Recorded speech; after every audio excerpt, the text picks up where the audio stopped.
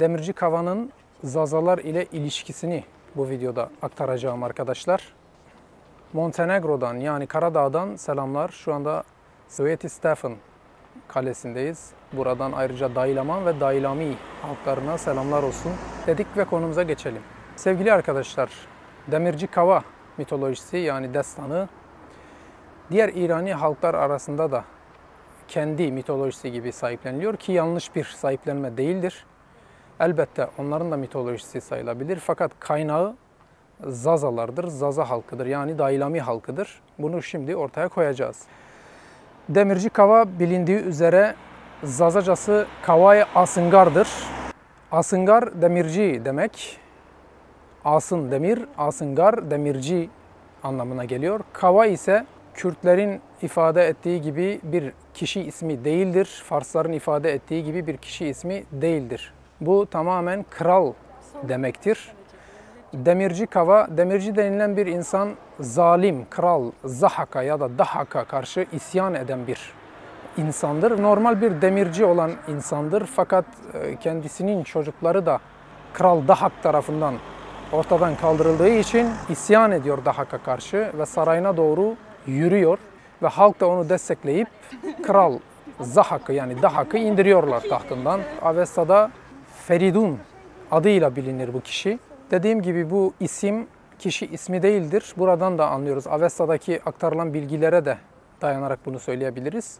Orada Feridun olarak bilinen bu kişi daha sonra da Kürt ve Fars kültürlerinde Kava olarak öne çıkmaktadır. Onlar kişi ismi olarak öne çıkarıyorlar. Fakat bu kişinin asıl ismi Feridun olup Kava kelimesi de kral anlamına geliyor. Bugün Zazaca'da hala daha kral için Keva kelimesi, Kava kelimesi kullanılmaktadır. Demirci Feridun, Kral Zahak'a karşı isyana kalkıştığında Kral Zahak'ı öldürdükten sonra ona halk Kava demeye başlıyor. Yani demirci kral diyorlar. O da artık bir kral olarak anılıyor. Çünkü korkulan bir kralı ortadan kaldıracak kadar güçlü bir şahsiyet. Ondan dolayı ona bu ünvan veriliyor. Yani Kava kelimesi bir ünvandır, bir kişi ismi değildir.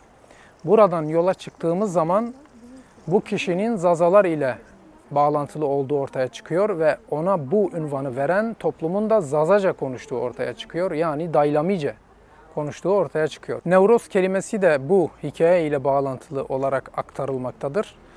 Nevroz kelimesi de bilindiği üzere neve ve roz kelimelerinin bileşimiyle ortaya çıkmış, türetilmiş bir kelimedir. Neveroz yeni gün demektir. Zazaca'da bir özellik bulunmaktadır. Bu özellik kutsal günlere verilmek üzere gün kelimesi ile farklı bir Zazaca kelime birleştirilerek kelime türetiliyor. Yani bu diğer İrani toplumlarda yoktur diye biliyorum araştırmalarıma göre.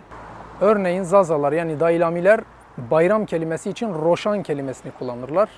Kutsal günler için kesinlikle Roj ya da Roz, Ro kelimesini kullanırlar. Bu özellik Zazaca'ya aittir. Roşan, Neveroz bunların Zazaca kelimeler olduğunu buradan da anlayabiliyoruz. Demirci Kava destanı öz ve öz Zaza destanıdır. Yani Daylami destanıdır. Zazalar bunu çok iyi bilmelidirler ve bu konulara hakim olabilmek için tarihi araştırmalar yapmalıdırlar. Tarih araştırmaları yaptıklarında ve dillerine hakim olan insanlar bu araştırmaları yaptıklarında bütün bu hakikatler ile karşılaşacaklar ve bu aktardığım bilgilerin doğru bilgiler olduğunu görecekler. Bu mitolojileri, bu toprakları araştıran insanlar Zazaları refakatçı yapmadıkları için, bilgili Zazaları refakatçıları yapmadıkları için yanlış bilgiler aktarmışlardır. Bundan sonra kesinlikle bilgili Zazalar etrafında bu çalışmalarını, saha çalışmalarını, mit çalışmalarını, masal, hikaye, dil çalışmalarını, tarih çalışmalarını yapacaklardır. Demirci Kava yani Kavay Asıngar Zazadır diyebiliriz. Zaza toplumu içerisinden çıkmış güçlü bir kahramandır diyebiliriz. Ve bu mit kesinlikle Zazalar tarafından sahiplenilmelidir, terk edilmemelidir. Çünkü bir toplumu toplum yapan dilidir, kültürüdür, tarihidir. Bu tarihi, bu kültürü, bu dili ileriki kuşaklara taşıyabilmek için sahiplenmek gerek. Kavay Asıngar Emau. Magere ena waş bizani, eno destan Emau. Vayreya destanê xwe bikene, o eyro rapey zerra bivajene. Kavay Asıngar Emau. مامیان راوجیاو شار دایلامی میان راوجیاو شار زازایی میان راوجیاو شما انوا بزنبی سو بینا ویداو دمانج نیو بینا ویننی انکا بمانینه وشیه دنبازینه